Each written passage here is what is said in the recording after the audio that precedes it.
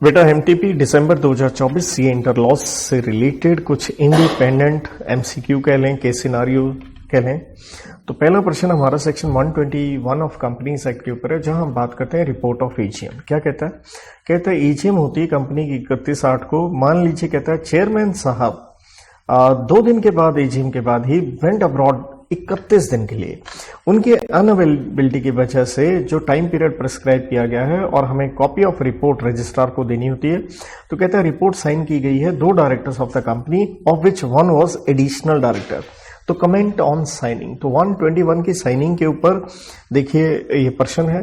तो हम वहां क्या पढ़ते होते हैं? हम ये पढ़ते हैं कि अगर चेयरमैन अनेबल टू साइन है तो report shall be signed by, कोई भी 2 डायरेक्टर कर सकते हैं, लेकिन अगर कंपनी में एक एमडी है तो एक एमडी होना चाहिए। तो यहां उससे कोई फर्क नहीं पड़ता कि एडिशनल डायरेक्टर ने क्या किया है, यहां पे जैसे हमने पढ़ा साइन किया, उससे कोई फर्क नहीं है। लेकिन साथ में हम पढ़ते हैं and CS of the company, तो सीएस ने तो साइन की नहीं, राइट। और आप सारे जानते हैं ये जो सेक्शन लगता है लिस्टेड कंपनी के ऊपर लगता है, तो वहां पे तो सीएस होता ही होता है। तो हम कहेंगे ये साइनिंग क्या है, ऑर्डर में नहीं है। बाकी आप ऑप्शन ए हो नहीं सकता, यस कह रहा है, सी यस कह रहा है, नहीं हो सकता, डी बी में देख लीजिए क्या कहता है।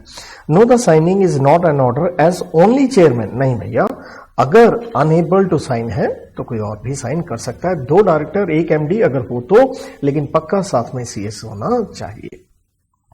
अगला क्वेश्चन हमारा फेमा के ऊपर है, कैट के ऊपर है, stands for capital account transaction. स्वाभाविक है, जिसे आप सेक्शन 6 में पढ़ते हो। और रेड विद उससे रिलेटेड आपके कैट के क्या है, रेगुलेशंस है। शेड्यूल नंबर 1 के ऊपर ये क्वेश्चन आया है। कहता है स्नेहा एक भारतीय रेजिडेंट है और वो इन्वेस्ट करना चाहती हैं, अपनी सेविंग्स को शेयर्स खरीदना चाहती हैं यूएस बेस्ड कंपनी के, और वो अनश्योर है क्या ये इन्वेस्टमेंट अलाउड है या नहीं। तो हम यही पढ़ते हैं भैया शेड्यूल 1 के अंदर यस कि आप फॉरेन सिक्योरिटीज में पैसा लगा सकते हैं, तो yes is the correct answer. और एक यस वाला और देखो, तो यहां इन्होंने लिमिट दे रखी है, ऐसी कोई लिमिट हम नहीं पढ़ते हैं शेड्यूल नंबर 1 के अंदर। देयर आफ्टर अगला क्वेश्चन अगेन फेमा पे है, सेक्शन 5 पे है, क्यूट के ऊपर है, that means current account transactions, उसके शेड्यूल नंबर 1 या कह लीजिए रूल नंबर 3 पे है, जहां पढ़ते हो प्रोहिबिटेड ट्रांजेक्शंस के ऊपर। और क्वेश्चन क्या है? कहता राहुल एक भारतीय रेजिडेंट है और वो हॉर्स रेसिंग के एंथुजियास्ट हैं और 5 लाख रुपए प्राइज मनी में उन्होंने कमाए। कहां से कमाए? इंटरनेशनल हॉर्स रेसिंग इवेंट जो दुबई में हुआ था, और ये पैसा ये रिमिट करना चाहते हैं, this amount to his personal foreign bank account for future international race entries and training. इन्होंने कंसल्ट किया अपने बैंकर को कि बताइए क्या ये परमिसिबल है, क्या राहुल रिमिट कर सकते हैं इस इनकम को from the international horse racing event to his foreign bank account under the FEMA.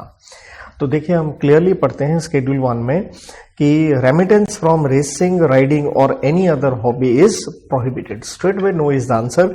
Yes S वाली ऑप्शन तो आ ही नहीं सकती, और ये वाली ऐसा कुछ हम नहीं पढ़ते हैं। नेक्स्ट कंपनीज एक्ट के ऊपर आपके chapter number 5 acceptance of deposits के ऊपर ये प्रश्न है, जिसका रूल नंबर 2 का 1 का सी क्लॉज नंबर 10 के ऊपर। तो कहता मुदित एक एम्प्लॉई है, प्राइवेट कंपनी में है, एनुअल सैलरी 3 लाख है, और मुदित ने कंपनी को 3.5 lakh non interest bearing security deposit दिया है। आपसे पूछा गया बताइए इनमें से कौन सी करेक्ट ऑप्शन है। तो आपको पता ही होगा रूल 2(1)(c) में हम क्या पढ़ते हैं कि भैया इनको डिपॉजिट नहीं मानेंगे। तो क्लॉज 10 के अंदर हम आके क्या पढ़ते हैं कि अप टू अगर एनुअल सैलरी दिया है फिर तो कोई टेंशन नहीं है, अगर वो एक्सीड करता है तो हम उसे क्या मानेंगे, डिपॉजिट मानेंगे, यही पढ़ेंगे। तो ऑप्शन यहाँ रीजन क्या निकल गया, as the deposit amount exceeds his annual salary. तो इसलिए कहेंगे यहाँ पे एक वायलेशन हो गया, तो क्योंकि वो एक्सीड कर रहा है। बाकी ऑप्शन देखते हैं, कहता है ये this deposit is valid transaction, valid हो नहीं सकता। The deposit violates because companies cannot accept deposit from their employee. ऐसा कुछ नहीं, आप ले सकते हो। The deposit is invalid unless approved by the company shareholder. ऐसा कुछ नहीं होता। The better option is option number C because you have to certain times MCQ हमारा क्या होता है, elimination based. Which one is the better option? तो भाई यही आपके कुछ एक कह लीजिए 4 ही इंडिपेंडेंट एमसीक्यू थे, इस एमटीपी के अंदर से समाप्त होते हैं। Thank you.